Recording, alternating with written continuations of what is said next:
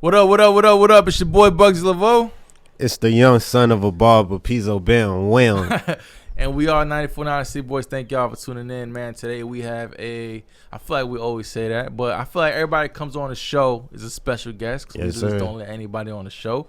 With that being said, we have let me see. CEO. Actually, I was just talking to a young barber probably last week. Yes, sir. And this man's name came up, and he out of his mouth, his words were like, "Yo, Twin is like one of the OGs out here who definitely built the name and took it to the next level." So without further ado, Twin Cutz, y'all. Yes, Mr. sir. Sean Casey, we have him in the building. Yo, what's going on, guys? Thank you for having me, man. Thank you for coming in. Son of a barber, huh? Son of a Yes, barber. sir. Let's go. My dad's been a barber for 40 years in Lee County, and he retired like 5 years ago. Oh, that's what's up. Yeah. What's his name? David Palmer. What shop was he doing? It was Daryl and Dave's barbershop. It used to be on Fowler, and before then it was on it was MLK. Intrigue back in the day. Yep. Yeah. Back in the day, yep. Oh, they well connected. Yeah. But so let's get into it, bro. Like, how long have you been? I know you started in New York, but how long in Southwest Florida have you started your career as a barber? Well, I moved here in 2006. Okay. So I went directly from New York to moving to Southwest Florida. Worked at a barbershop called Platinum Creation Okay. under another old school cat, Rodney Jackson. So your dad would know who he is. You probably would. Yeah, so he did it. Unfortunately, he passed away from a heart problem, and I stayed at that barbershop, ran it as like a manager, learned how to actually become an owner through that just by working that shop, and then I opened up my first barbershop in 2010. What made you want to take that jump? I moved here in New York originally. That was my plan. First Okay. move in here was like, if I'm going to move from the city to come over here, I wanted to own a barbershop. So once I got here, I stayed at that shop a little bit longer than necessarily I wanted to, but it was more for the family and everything. Yeah. So, you know, like everything else, the timing's right. Were you thinking anything before being a barber? Like, was there Man, any I wanted other? to be the Pharrell. You wanted to be for real? Yeah, that was, you know. I noticed that love a lot music. of like barbers, they love music. It's Yeah. like I feel like it's a part of like, well, barbering is like a part of music culture. I was about to say music is a part of y'all culture, but I feel Yeah. like the barber is a part of the music culture. Yeah, so that like- was my thing. I loved music and I loved barbering, and I think like I got my license in '99. Okay. I was cutting the hair downtown. This guy walked in. He owned a company called the Lyricist Lounge. They used to have a show on MTV back in the day where they used to do skits and rhyme, improv. That's original. And they were dropping part 2. That song "Oh No" with Nate Dogg, Mos Def, and Pharoah Monch was like their Way hit back in the single. day, bro. Right, so that was like, I remember going to their release party, hanging out with them. I was working as an intern for that company, was in the studio. It used to cut like Slick Rick. Damn, like, so you a deep. yeah, man, there was like all those artists that were coming in and stuff, Common, Talib, you know, just that whole scene, Erykah Badu. And it just, I was, one summer I was like, man, I'm getting into this music, but then I realized like it's fun, but I'm not good enough. I can't waste my life anymore. What you mean like not good enough? Like what part were you doing? Were you a The producer or production rap? part, like Okay, just okay. the production part. So I was doing it, you know what I mean? Like I put a summer in and stuff. Maybe could have. Cause like that can be pretty lucrative, couldn't it? Oh, absolutely. Yeah. But I was also a realist. Okay. You know, because I got some of my people that they 40 years old right now and they still trying to be a trying to rapper. rap. We was You just know? talking about that. Yeah. I'm glad. I think that the choice I made when I was like, yo, now it's time to move on and do what I need to do and come out here and just focus on like, yo, I'm blessed with my hands. Let me stick with that. Yeah. Be a barber, and you know, the rest It is was history. cool that you was able to like check yourself. Is there anybody like that's in your corner that gives you advice or anything, or is it like you have to learn as you go? I learned from a lot of mistakes. Yeah. I never really had a mentor in hair. Music, it wasn't really behind me. Like I had a buddy, Anthony Marshall. He owned the Lyricist Lounge. He was always like a big brother to me. So he gave me a lot of insights, and he even put me onto like my first show where I was like really like Pharrell. Had a little hook. There's a song on iTunes. I'll put y'all on later to it. Yeah. That it sounds way dated, but he got me to do Club Dream in Washington D.C. back in the day, and did it. And then at that moment, I realized like, brother, I gotta figure something else out. Yeah. You know. So fast forward, right? So you moved to South Florida, you opened your own shop, but now in this present day, you would say you have 5, right? Yeah, I 5 got total 5 shops right now. Yeah. Yo, what made you want to do that, right? Because I know a lot of barbers, they open up, they got their one shop, but I always hear like how hard it is to open up more. You know what I'm saying? Like, Yeah. so what made you want to take it to? Would it be kind of like Would it be like a franchise, like scaling, scaling my business? I mean, you know what? I'll be honest with you. I'm just moving. Yeah. Like if it turns into a franchise, it turns into a franchise. If it turns into people investing, then that's what it is. It's right. Like I don't really even think of it that much. I just want to keep moving and protect myself from, I would say, fear, man. Fear of being like that 60-year-old dude pushing carts at Publix because I got too old cutting hair. And, you know, talking about what I used to do. You know, like anything you break down. Like you come in the barbershop and I'm that 55-year-old barber and this dude's cutting hair at his age now. You walk in, you're going to see young and old. It doesn't care about my history.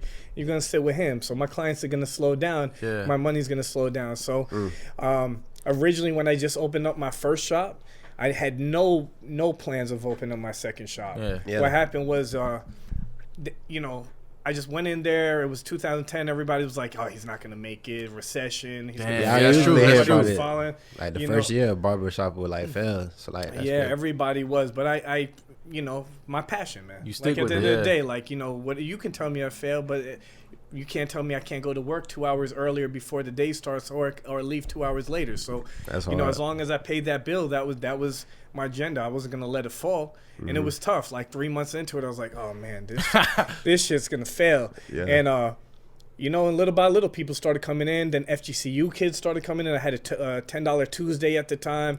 I was one of the first that did my barbershop where I really like put pride into making it look a little different than a lot of the graffiti on the wall, station the mirror barbershop. So I put some money into it. I went on an intersection that was a lot of traffic, and like I remember the soccer team coming in from FGCU and cutting them up, and then like the next following Tuesday I was like, wow, we're crazy. And then the basketball team was coming in, and then it was happening through like word of mouth. Like that school just spoke.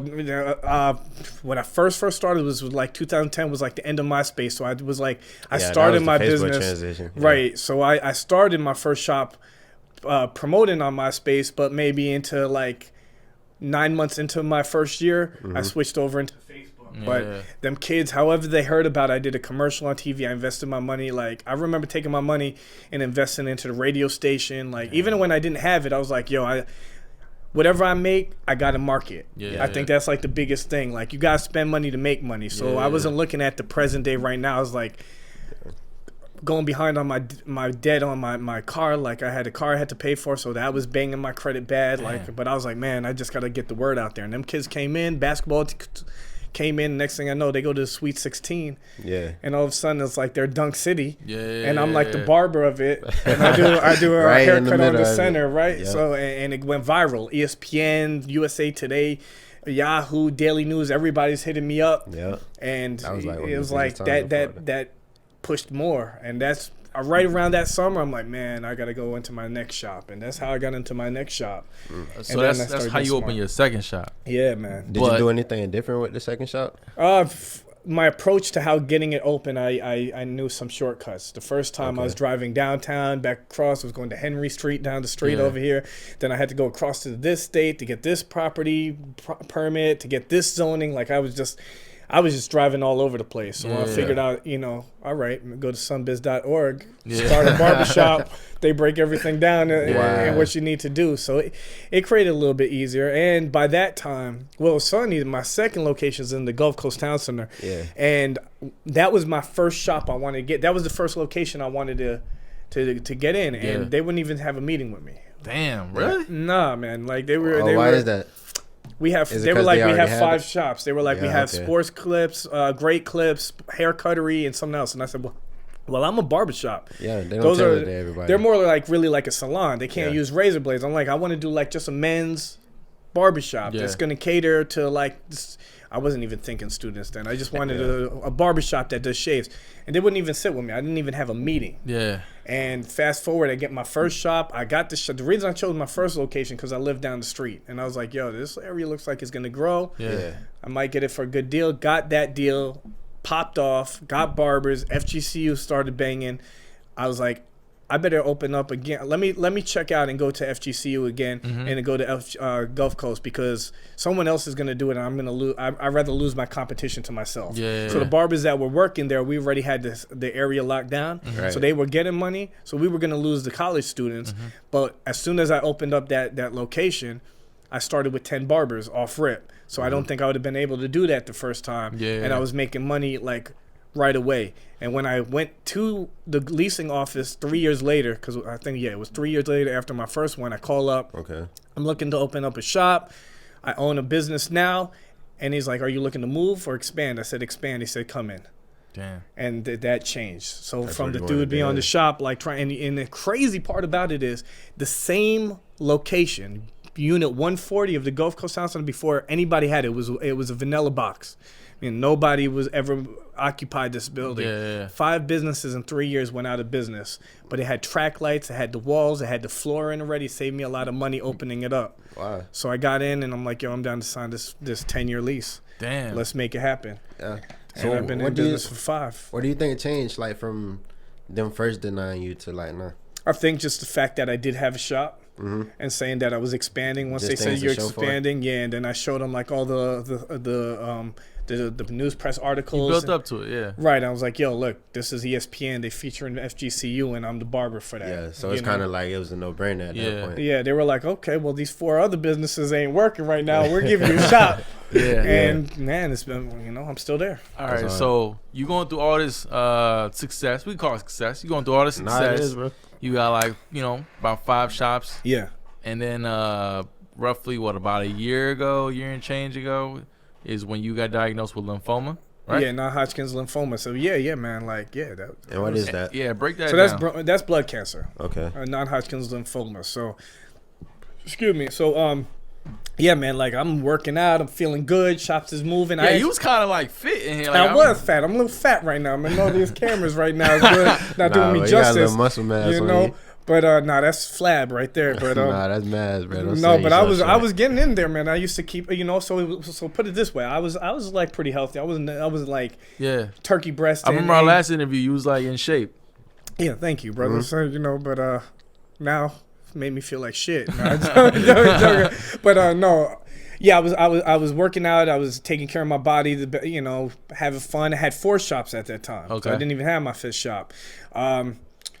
And I'm driving to the gym January 1st. I touch my neck. I feel a little marble on my neck. Damn. And I go home. I'm like, that's where it happens, like at your neck. right here. This one happened for me? A lot of people, it's right on the right side. You'll see a little bit lump. You better check, brothers. Check the lymph nodes. Does that have any relations to like nodes. tumors or anything? It could, yeah. There's little tumors. So a lymph node, when you got a sore throat, you know how it swells up.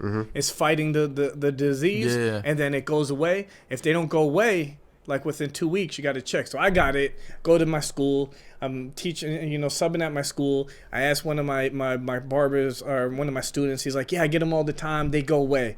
I asked my trainer at the gym, and I'm talking about it. Yeah. And they're like, no, maybe it's your diet and so forth.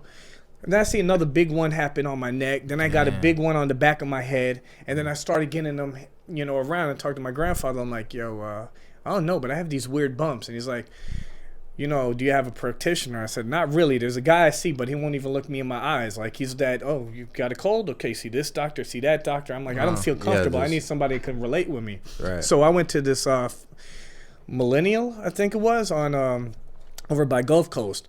And he was like, yo, see the practitioner. She's real cool. She's my age, young lady. I was 38 then, so she was my age.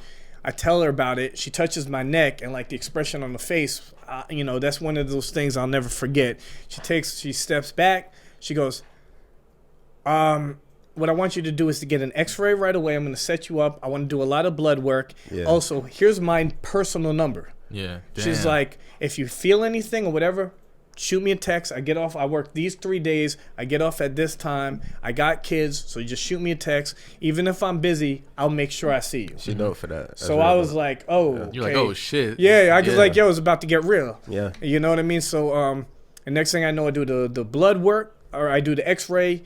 They do it's called a CAT scan, so they got to see if you got swollen lymph nodes, and I got swollen lymph nodes all throughout my body. Yeah. So the next thing was all through my upper body. Next thing is the PET scan. The PET scan's where like you put all this crazy metallic juice into you and you're supposed to glow. Yeah. And I'm still traveling, doing my thing. In the back of my mind, I knew it, but I didn't tell anybody about it. Yeah. And I'm still doing my journey. Like I go out, I cut Les Brown's hair. I win an award for Small Business of the Year. I'm doing all these things.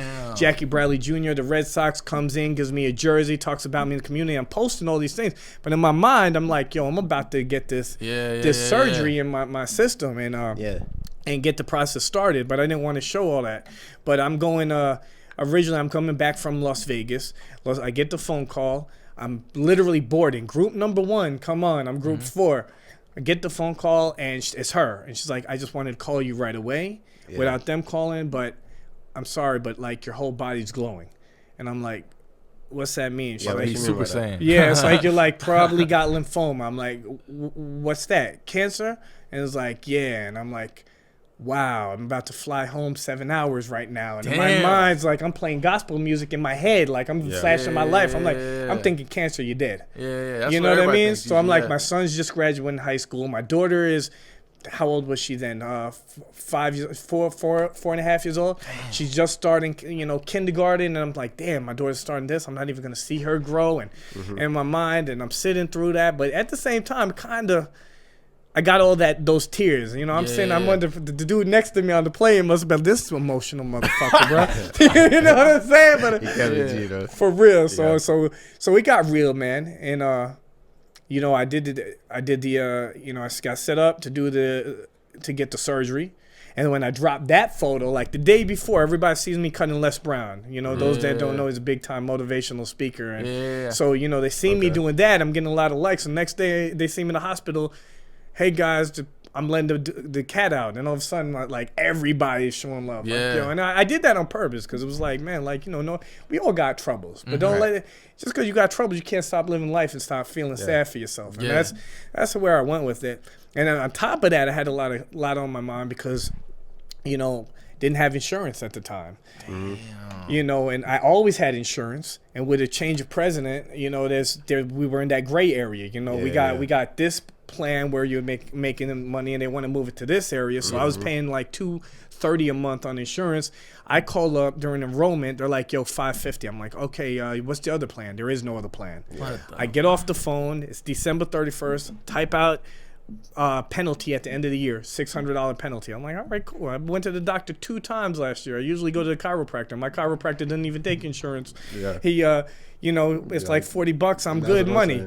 So I'm like, 20 days later, I touch my neck, done. Oh, that's how it happens, bro. Same thing happened to me. Kind of same thing. Like, I was on insurance, and then I barely use it, so I was like, let me get off of it. And literally, like, I got off of it, and then I fucking had to go for this, that, and the third. And I'm like, I'm spending all this money. I'm like, bro, last year, I ain't even go like 1 time, and I'm going like 5 times this year.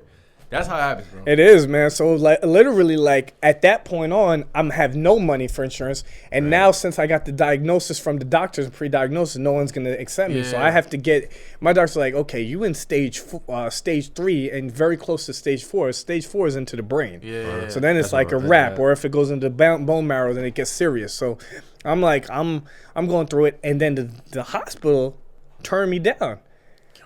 I need to get it done. They say, yo, you need $10,000. You don't have insurance. In order to get the port that's going to give you chemotherapy to survive, we need $10,000. Yo, that's a whole nother conversation I want to have. That's so messed up, man. It's crazy. So this is how real it is. So now I go home. And that's like across all hospitals? That's just how it is. If you ain't got insurance, man, it gets real. So I go home. I call up one of these short term. I'm going to say it on camera, but whatever. They deny me anyway, so it is what it is. But I go home, I type in insurance. All they're giving is short-term policies because we're not in enrollment period anymore. That's how it is right now. So from October to December 31st, if you don't get it from that time, the only thing they don't offer individual insurance no more.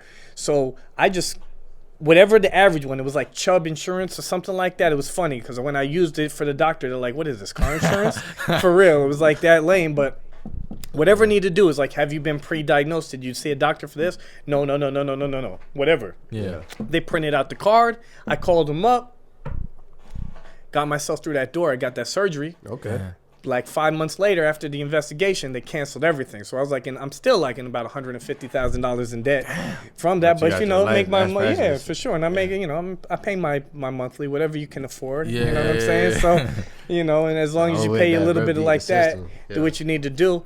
But I met the right people and stuff. Actually, Les Brown's assistant, her name is Dr. Cheryl. Right. If you guys need it too, she got me right, put me in a plan, got me through chemotherapy, got me through everything, and then the year went round, and they can't deny you from pre-existing from October came. So she got me with an incredible price that I'm paying now, and I'm going through the motion. Even got my back surgery and all that stuff. So what kind of treatment did you have to have? I had to do a thing called R-CHOP.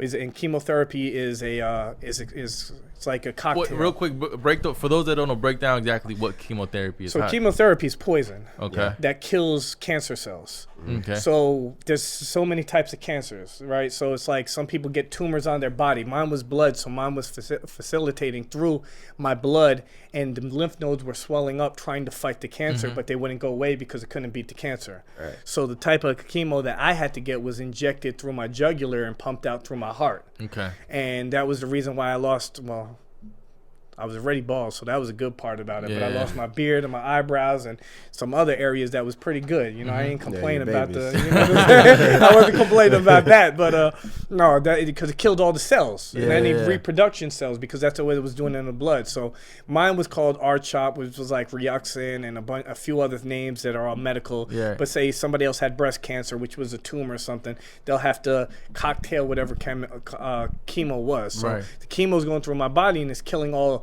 the bad cells, but at the same time it can't I can never get that word out, but cannot tell the difference between the good cells and bad cells. So it's just killing everything. So it's killing everything. So I had to do 6 of them, which was like super extreme. Makes you weak and right. So the first one is like, yo, you're good, and then day 4 through day 8, you're like, oh my god, what took it was like fatality, it took the soul out. Then you're good and like, I can't handle it. But as each time they do it, your other good cells don't have enough time to rebuild. That's why for mine they had to do it every 3 weeks. Some people got to do it every week. Right. And I was good. I was working still. I was like, yo, you were still cutting. I remember you told me that. I did. I mean, like my Instagram, shameless plug. But if you go to my Instagram, and you watch from March of 2018, you'll see I get like my chemo treatments was on Wednesday. Yeah. Thursday I was in the shop. But I mean, I wasn't working like from 9 to 7 anymore. I was maybe going from like 10 to 1, and it was slowing down. But I was staying busy. I even went to, while I was on it, I educated in London, Vegas, and Atlanta. Hustler, and I went to Atlanta, and I'm shaking, and I go there, and my body I'm eating breakfast, and my whole body just drenched with water, and I didn't know what was up. And I did this whole performance in front of 3,000 people for this big showcase we did, and they actually did it on me. Like the company did it on like the trials of as a barber going through cancer, and I did that, and I came back, and they were like, you have a high tolerance of pain and stuff, so they couldn't tell. So I didn't know. I got to I was raised by my grandparents. So, like unless you was bleeding with a broken bone or something, you wasn't going to the hospital. It was Robitussin and Dimetapp. That cured everything. So I'm like, man, it's hot, it's cold. I wake up in the morning, throw water on me, and I tell my girl, I was like, yo, can you bring me my thermometer? I said, I don't feel good. This was after my 5th one, so I was leading to my 6th. And I'm looking at my daughter, and I tell her for the first time, I say, yo, I think I'm dying. Damn. And she's like, yeah, right. You just. I said, no, I don't feel good. Right. And she gives me a thermometer, and I have 104-degree temperature. So I was sitting with that for like 5 days, just in the bed, like trying to like, oh man, this ain't feel right. Rushed to the ICU, pumped me with fluids. I took a picture of that. That thing kind of like had crazy views on it. Everybody's reaching out, talking to me like it was my last day. If you look at that photo, my eyes were bloodshot because I was fighting to keep them open, looking at my daughter, because I felt if I closed them, they weren't going to open anymore. But the fluids helped, you know what I mean? Made me push through. And no, actually, I left Atlanta, that chemo that day, and that 6th one put me in the ICU. Then after that, they put me on that like house arrest. I had to wear a mask, and I really couldn't go to work.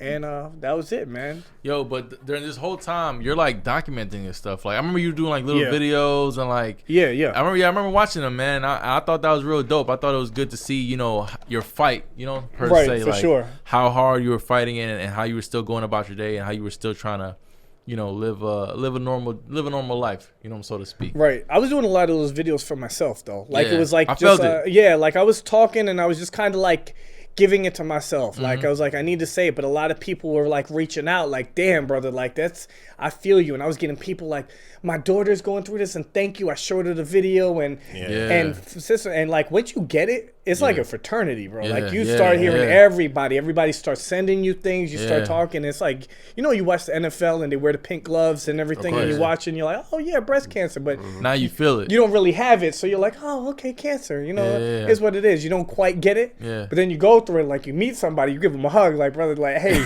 I feel you. That is no joke, man. I put it this way. The cancer is like, it is what it is until it gets to the point where it messes you up. It's the medication that really hurts. Yeah, that's what I wondered. Like, what's the worst part about it? That's the part that really like beats you up, man. Yeah, for sure. Yeah, my little brother, my baby brother, he caught leukemia. He was same family. Mine is the same family as leukemia. He was young. So he was probably like 4, bro. And he was doing the chemo. He was doing all that stuff, bro. So like I know about like, I mean, I never had it, but just, you know, him being a kid, you know, like the Make-A-Wish Foundation showed a lot of love. They would take us to like trips and stuff. Yeah. So I know it's like really like a fraternity, like everybody like. For sure. And then, you know, it's so bad. Like, yo, we all got people that we care for and we may not care for. Yeah. Right? But my worst enemy, I may want him to go broke and you know, fuck you. Go broke for your finances. I would never wish that on my worst enemy. Even if you did me wrong, like I wouldn't want you to go through because it affects not only you, but like your family around you, your children and stuff. And that was like me to go in my house and keep a smile on my face. That's why I did a lot of the things that I did. It was like, yo, one, to be transparent because I knew a lot of people paid attention to what I did. So in a way, I was doing it for myself. But at the same time, I figured, hey, you know what? If he's doing it, it's believable. It's achievable. Yeah. And then I'm going home and I'm looking at my kids and I'm like, yo, you know what? If I'm going to die tomorrow, I want them to say, yo, Dad pushed. Dad didn't go in there and sit and complain. You know, I was coming up with that term, be better or be bitter. It was like, you know what I mean? And it was the truth. Like, yo, do I sit back and just be like, oh, man, this sucks? Or just get up and do a little bit each day, whatever I could do. And keep a smile. And that was the hardest thing, keep a smile on my face and do what I need to do. But at the same time, I was like, yo, this really sucks. One of the things that hit me, like really hit me, was my son knew about it when I told him, but he's a real reserve. So he was just like, he would watch me. And one time he's like, so what kind is it? What stage is it? When he asked me what stage it was, I was like, okay, you're researching it. But you're keeping up spirit. So when my beard fell, you know, like I've had a beard since I was 12 years old. That was my, you know, my thing, right? Baby. And I'm washing my face and like a Christmas tree. Like I'm talking after the first treatment, they put it in you. I'm like, every day I'm like, okay, I'm good. And literally, I think there's a picture of me at the Minnesota Twins park cutting the Miracle. Full beard. That same day, I go home and I take a shower because I'm in the dugout. I'm cutting in the super hot, and I wash my face. I go like this, and like a Christmas tree, the whole middle part of my beard was in my hand.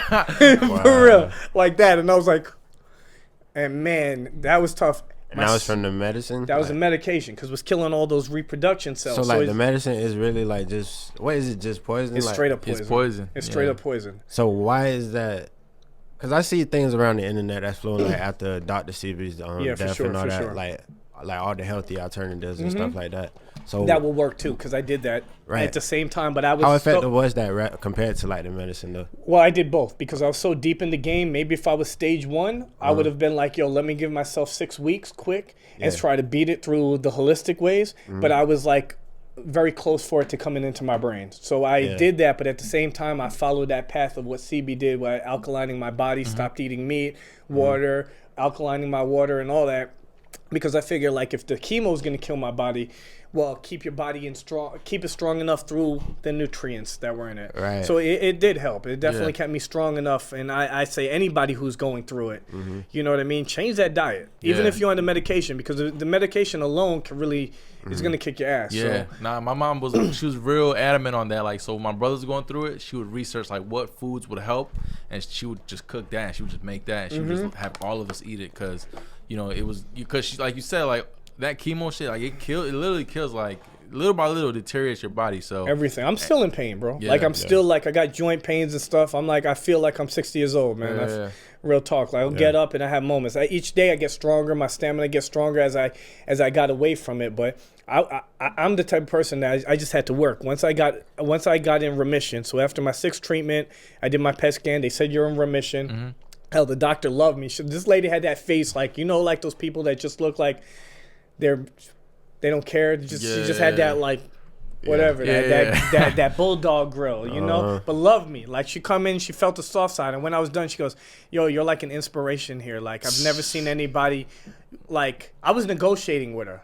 Like, all right, so my chemo's on Wednesday. You think I can move it this way because I'm gonna be working in Vegas that weekend? She was just like, I've never seen nobody really just like work all the way through it, did it, and you push through it. Yeah. And I did it, and I started working. I went back into the shop. I was like, okay, I could do like 3-4 haircuts today. I'm feeling better. Yeah. Oh, okay, let me start traveling. And then right when it was done, I was like, January hit, and I was traveling every weekend up to March. I'm in New York. I'm like, damn, my back hurts really bad. Yeah.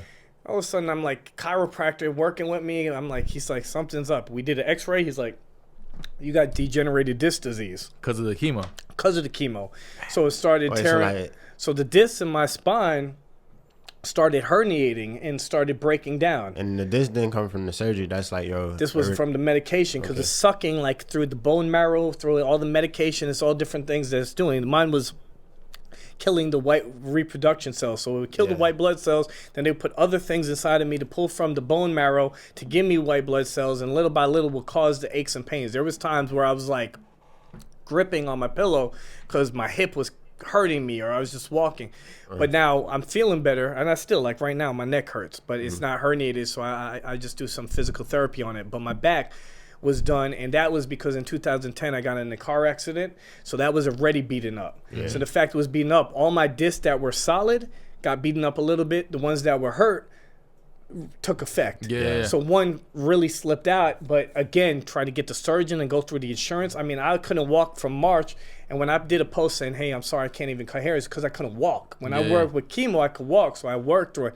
Couldn't even walk, and I went from like March all the way to May to get my surgery, to get that done. So then I had to get emergency back surgery, and then I was out for 6 weeks, and that was about a month and a half. That was about 2 months ago. So I had my surgery. Oh, that was recent. Yeah, and that you still in the recovery process? It only took 6 weeks. Okay. So yeah, now I'm getting into pool and swimming and trying to get some movements back and stuff like that. But even with that, like after my 3-4 weeks, I was supposed to sit for 6 weeks. I was up 3rd week walking around. 4th week, I was starting to get back to doing things. I just can't be down, bro. It drive me crazy. Drive me crazy. My bad. Go ahead. No, I was thinking about like just you telling me everything that you did. I felt like you kept like that mental health like strong the whole time, and I feel like that's important because like the moment you just start feeling defeated, that's when I feel like it happens like quickly as compared to like you just still living life. You still, like you say, keeping your body strong enough. Yeah, absolutely, man. You got like 2 options in life. Like real talk. Like you can complain about it and feel sorry for yourself, and just say, hey, this is what it is.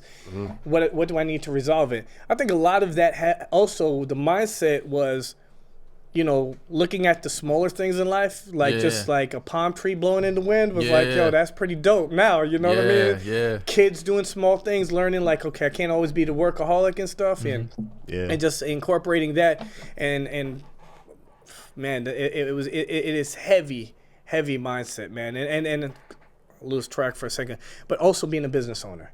where when I first started as a business owner year 1 and the barber left for whatever reason, and in my mind I'm like, oh my God, I got a bill and this was not the right time for him to leave, or my AC breaks and I got to come up with $2,000, and I used to be like, oh bitch, this, you know, and I'm complaining, and then year 3 comes in ownership and somebody leaves. I'm like, all right, that's part of the process. Oh, this breaks down. You know what? Tomorrow I'm gonna have my other AC is gonna break down. You get used to it. So now instead of complaining about something I had no control over and had to be done, was like something bad happens. What's the solution I gotta do? So that's how I approached it. Like when I was doing chemo, I remember I was like, yo, you seem so calm. You're about to get surgery and stuff. And my mind says like, got no choice. This is what I gotta do. You know, like I can't show it. Like in deep down inside, I'm probably like, yo, this is, you know, I'm human. But in my mind, I was just like forward, like, all right, so today is day 1, chemo, all right, and that's how I just pushed.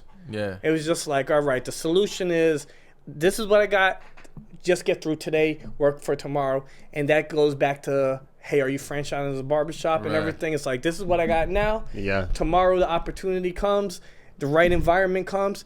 Yeah, hell yeah, I'm gonna take advantage of it. But wherever it goes, because none of that's really, you know, promised. You apply that in both aspects. Yo, when you were going through all this stuff, you had these shirts, and I think a hat too is like Fade Cancer. Did you start that, or that was somebody else? No, I started that. I thought it was real dope. I came up with that. So my idea was like, it goes back to I didn't have money for medical bills.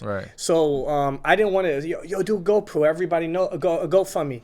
And everybody was like, yo, do it. And I'm really prideful about that. Like, I didn't want to ask people for money. And also in the back of my mind, you know, yes, I own multiple shops, but I'm far from rich. It's like, you know, it's like Dame Dash. She says, you know, every time I got 30K, I'm always broke because I take my 30K and I invest it into something else. So that's the reality of it. Yeah, I have multiple shops, but not all my shops are filled with barbers. You know what I mean? And, you know, not all of them are, you know, some are doing better than others. That's just the way it is. It's a balancing act. So I'm not living here, about that. You know, in a yacht. You know, I'm taking care. I got a lot of bills. If I was rich, I'm not going to work. But it put me in a situation where I was able to get sick and glide through it. But long story was that people are gonna look at me, yo, GoFundMe, bro, we got 5 shops. That's the first thing they're gonna say without the understanding of it too. Or they're gonna give me the pity or whatever. So my thing was, all right, cool. What can I do to create the awareness of it?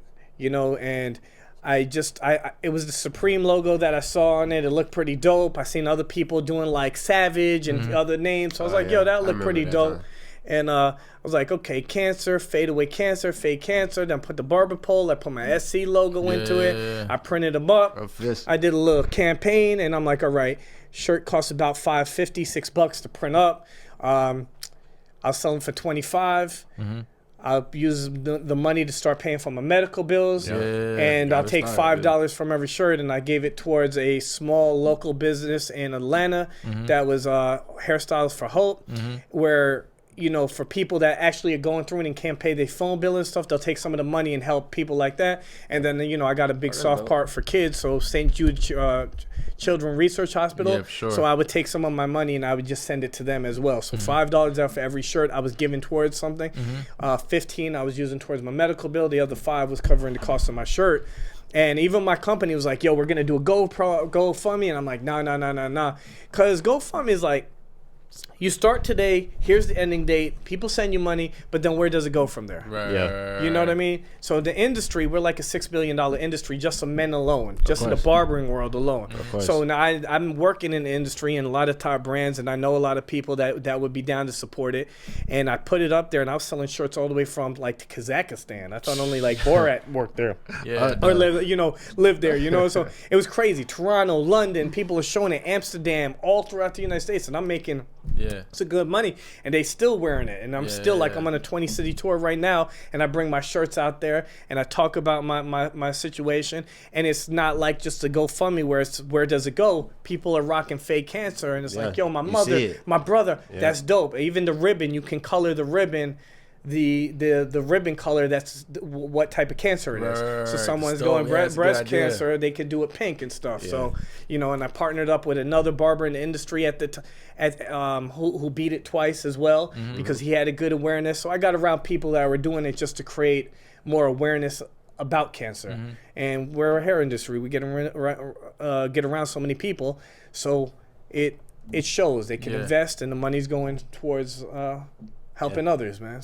So where are you now with lymphoma? I'm in remission right now. So what is remission? Remission means like it's a sleep at the moment. It doesn't necessarily always it's not supposed to cure, but like you said, those holistic ways of Dr. Sebi and all that stuff, right. They know how to flush your blood out or any type of cancer. Okay. If you follow that strict diet through discipline, you can be cured. So I'm on that a little bit. I've fallen off, to be real. I had the back surgery. I needed a burger every now and then. I needed some chicken wings and just some comfort food. But I see it's a reflection. My recovery weight definitely caught up, you know what I mean? So I know I need to get back on it. But it's in remission, meaning it's dormant at the moment. I did my test just a few weeks ago. I had surgery last Monday, and they took the Metaport out of me. The Metaport was the actual, my Iron Man tool that they stuck in my body. All this is happening right now, and you just moving like nothing just happened. Yeah, you said that just happened last Monday? Yeah, last Monday I got it taken out.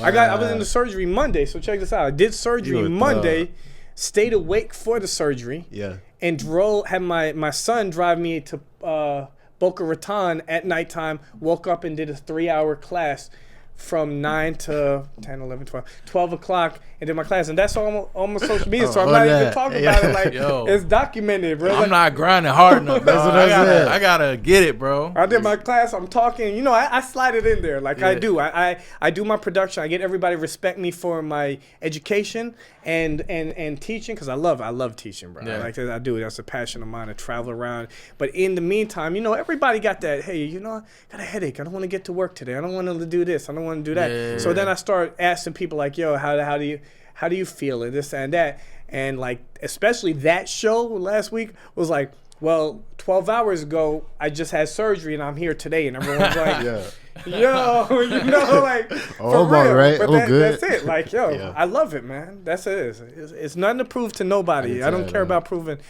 anything to anybody. But I love it, man. That's what keeps me moving, man. Yeah. Yo, I want to go back to the point though. So you said when all this was going on, you had 4 shops. When did you open the 5th one? Like what part? That was after my 5th treatment.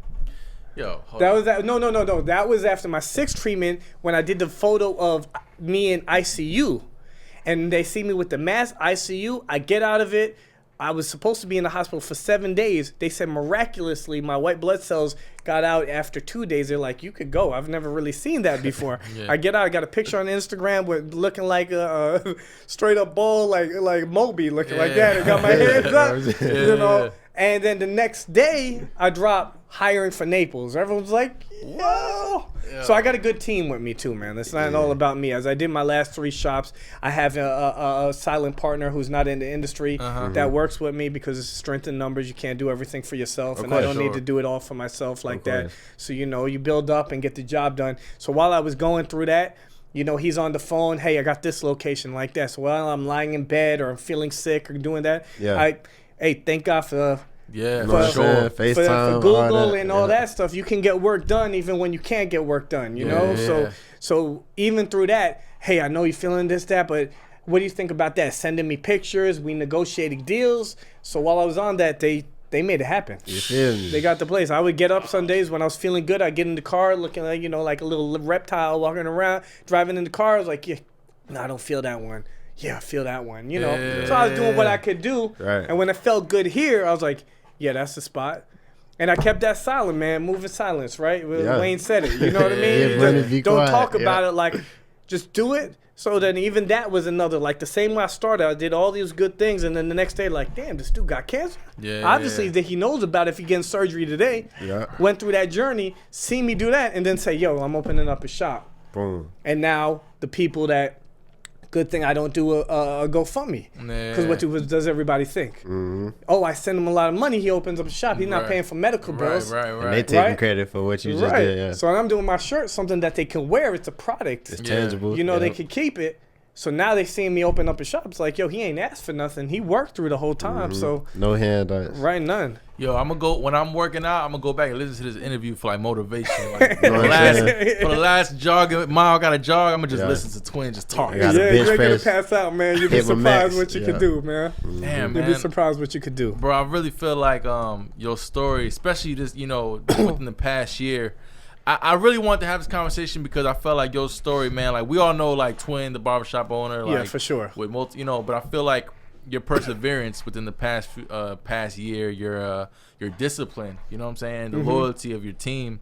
I feel like that's something that I really want to highlight because it's damn near movie worthy. You know what I'm saying? Like I'm not even trying to toot your own horn, but it's like Michael B. Jordan actually reached out and everything. One of my barbers who cuts his hair. Yeah, if you look on my fake cancer site right now, Black Panther. Right now, go on my fakecancer.org. There's the plug to get the T-shirts. Yeah. And if you look at the bottom and stuff like that, we got the official Supreme Clipper from Andis cutting Michael B. Jordan's hair, used only on him to cut Creed. And it's up on sales to that wherever we auction for, we were going to put towards a charity, towards the St. Jude.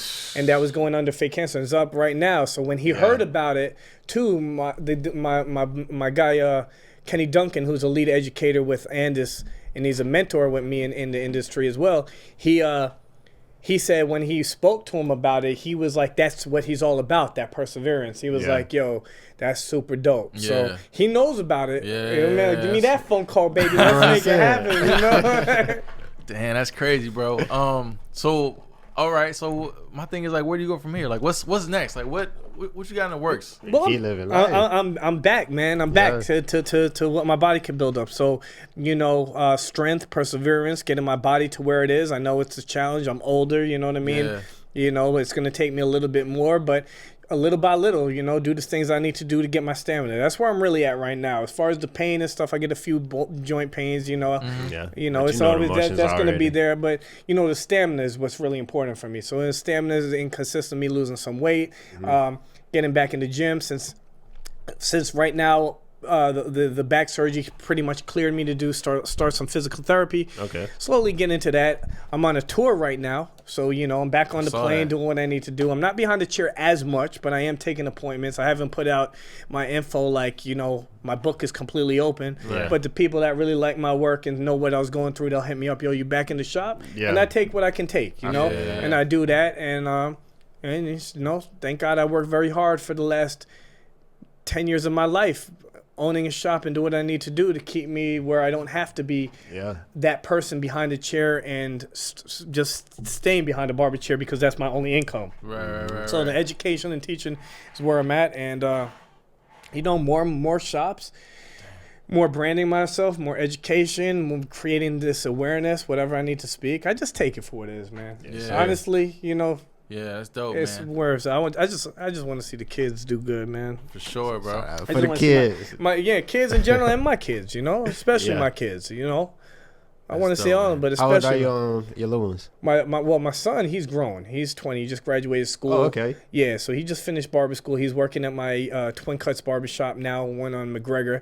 He's going to be moving to New York and getting in the hair industry over there, or just getting behind a chair and doing what he needs to do. Mm-hmm. And then my daughter is starting first grade. So, great. And that's another nice thing. I learned being such a workaholic and being like, man, I got to get to work. Now it's like me being forced to not go to work and still being able to survive and pay the bills, because regardless of what you go through in life, man, bills don't stop. For sure. People still quit on you. People, people still gonna, like, if you're not here, people still gonna, I hate to put some people on blast. They're gonna not pay their rent. They're gonna be excuses. Because you're not there, and you got to do what you need to do. That doesn't stop, But I knew, damn, I did a long period of my life, and I'm still here, and I'm still taking care of bills, and I'm still doing what I need to do with the family. Yeah. So, hey, I don't work on Saturdays like that unless I'm traveling. Now I can spend more time with my daughter and enjoy those moments a little bit more. Sure, man. All right, man. Thank you for coming. Yeah, absolutely. Thank y'all for tuning in. Don't forget to subscribe to the YouTube, download the app, like the Facebook page. Man, shout out to Twin. Thank you for coming out, man. Yeah, thank you for having me, man. Appreciate that. Yeah. Thank you for wearing for the show, man. All day, man. 94.9 City, CityBoys, we out. All right, let's go.